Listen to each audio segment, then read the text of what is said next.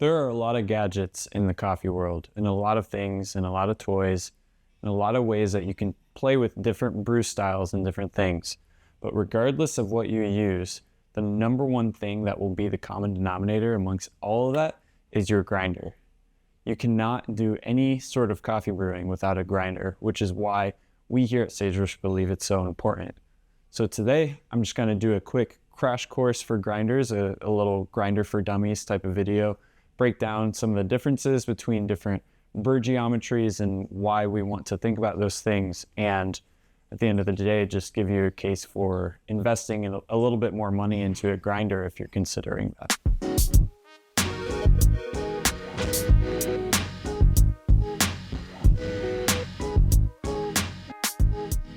So let's just jump right into the very foundational differences in different coffee grinders and why we see something that's maybe $35, $40 and why we see $300, $400 grinders. And that revolves around the blade versus burr.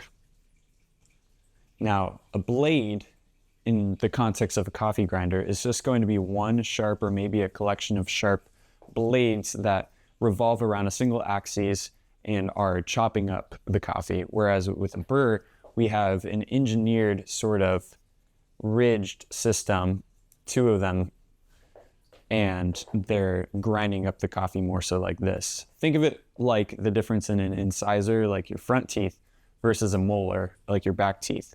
When you're dealing with really rigid things like, say, a potato chip, you're never going to use your front teeth to chop up that piece of food. You're more so going to be using your molars. Similarly, when we think about blade versus burr, because coffee is such a rigid thing, it's very dry, a burr grinder is going to be a better tool in consistently distributing the particle size from coffee ground to coffee ground. And what I mean by that is when we're thinking about coffee grinding, what we're ultimately doing is making it more soluble for our hot water as we extract for a brew. You're never going to brew with whole beans because the amount of time it takes for water to break that down is going to be far too great for it to ever be practical. And so when we're grinding, we want to ensure that we're giving a consistent grind size for every single coffee particle. And why do I say that? It's because when we're thinking about extraction, there's different variability in extraction when we have different size particles in our system. Think of it like this. We have a bunch of ice cubes. I'm going to use circles as an example. When we pour hot water over these ice cubes, they're all, because they're basically the same, are going to equally break down. But when we have a cup of ice that is like this, someone who with any sense of physics is going to understand that if we pour hot water, then these pieces are going to break down much faster than these large pieces of ice. And the very same principle goes for coffee. When we have a variable particle size within the bed of grounds, then we're going to extract what is smaller first. And when we get over extraction of smaller particles, then that will lead to a very inconsistent brew because everything recipe-wise revolves around proper extraction. So when we have a variability in our particle size, then at the very beginning, we're going to lose the ability to get something that is consistent or even just balanced in its flavor profile. And so when we think of blade versus burr, a blade is going to be far more consistent in making weird variability in our coffee grounds, whereas a burr is generating a far more consistent distribution of the particle size within the coffee grounds. So, long story short, our number one recommendation is to strive to buy a burr grinder. Even the cheapest of the cheap burr grinder is going to provide you a more consistent particle distribution for your brew than the world's most expensive blade grinder can. It's just as simple as that. So that's ground number one. You never want to ever consider a blade grinder if you yourself are focused on a good, consistent cup of coffee in your morning brew. If that's not something you've ever noticed, and if you're still using a blade grinder, I would highly recommend at least giving a burr grinder a try. If you have a friend who uses a burr grinder or whatever, I would recommend maybe getting together, comparing side by side, just to taste the difference, because there truly is a difference in the taste with the consistent recipe between a blade and a burr. Now that we've established the importance of burr grinders, I think it's important to help distinguish the differences in different types of burr grinders as well. The most common of differences is in the way that the burr geometry works. And this is where we get to conical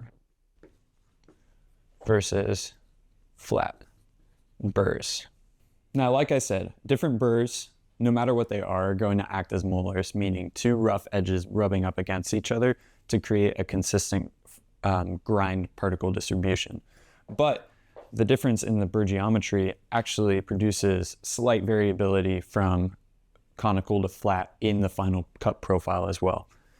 So the way a conical burr is set up is you have one part kind of built like this, and then another part kind of built like this. And this is sort of like a cross section. So think this is a conical burr cut in half.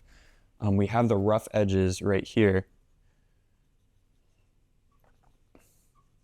And then the coffee itself in a grinder is going to enter the system like this, be broke up, and in the process create a final grind size. And the way that the grind size is adjusted is in this one piece. Typically one is static and one is mobile. One of the pieces gets adjusted closer or further away from that other piece. And then the other one is a flat burr, which flat burrs are constructed like two donuts, basically, next to each other, like this. And what happens is, so the rough side is like this, like that. And then what typically happens is the coffee bean enters through the inside and works its way out, and then is distributed outside of the grinder. So I'm going to build out sort of the way that coffee grinder usually works. So think of this as the hopper, and if you have a grinder at home, you can kind of start visualizing the final. This is where you get all your coffee grounds here, like that. Whereas with this, we have maybe a hopper like this, and then it distributes. It usually goes into a feeder or an auger, is the official term, and then it gets put out of a spout like that. And what I just built out is kind of what we see in very standard traditional like grinder design. And what we've noticed in the differences of burr geometry is very correlative, meaning there is still a lot being studied about the reasons why different burr geometries affect things.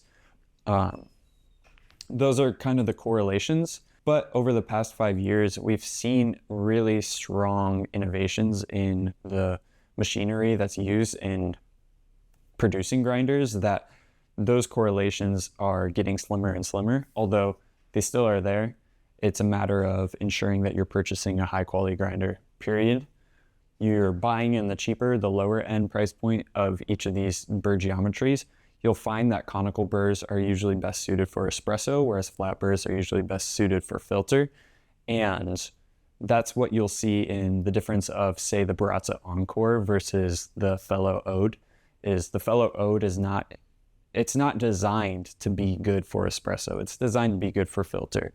And the Baratza Encore, particularly the Baratza Encore ESP, is designed to be good for espresso. It's attempting to be a jack of all trades, but with the jack of all trades, you get a master of none type of situation. So you'll never get this grinder is the best at espresso and the best at filter.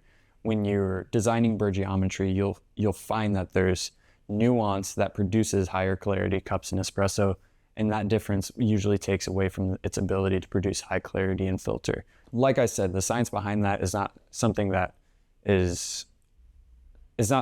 I'm super well versed on yet, and it's frankly not something that the industry is like hard set. This is exactly what we know and why we know it. There's lots of trial and error that's happening in the industry, and that's what makes it so fun.